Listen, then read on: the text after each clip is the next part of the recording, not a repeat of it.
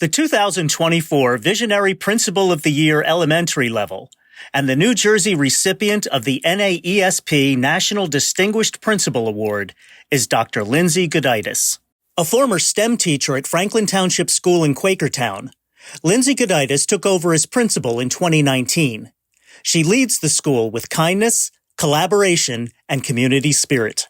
We've created a faculty advisory council. So every Wednesday we meet and we go over the good and the bad and what can be improved upon. And we make change based on what the teachers need. Yeah. So I started here 3 years ago and I was a teacher over at Union. So coming in as a newbie, Lindsay was the most welcoming. Oh my gosh, you're a new staff member here. Let me show you everything. She just is the type of person that could take on so much. Right. So when you look at her, she's just like a motivating individual. You look at her and you're like, wow, she can do all this stuff and still keep her teachers and her entire school community so happy and positive.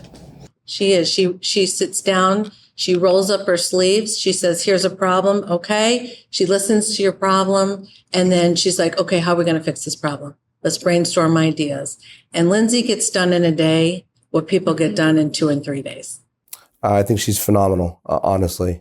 She's so involved with everything from the teachers to the students. The students love her. My kids love her. She's always looking for ways to develop professionally the teachers, find new ways to improve the school and be innovative. She's really just a fantastic person all around.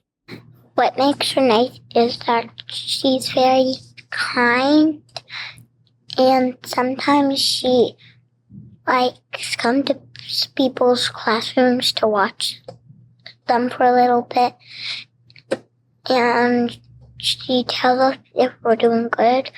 One major initiative Lindsay directed was earning silver certification from Sustainable Jersey for environmental efforts. Yeah, Lindsay's a go-getter. So Sustainable New Jersey has been a big passion of hers. She has a green thumb and she has just a green passion for anything sustainability-wise. So she's done a lot of work with Sustainable New Jersey. We were at the Digital Star School. We've had that for the last 4 years as well. So not only is the sustainable practices, also the technology and how to implement 21st century practices here in the school. It's all because of her passion and her leadership. Well, the kids do more than just recycling too. I know there's a 5th grade team that walks around to every classroom with their clipboards and measures the sustainability of that classroom. And then they give you pointers if your classroom's not measuring up. They've gone around the school and done energy audits. They talk about turning the lights off when they leave a classroom and tell teachers and students tips and tricks to save energy. One of the things we do, we go around the classrooms and see if the air conditioning's on, if their windows are closed, if their doors are closed, and how many lights they see on. Turn off the lights when you're not using them. And don't waste your water.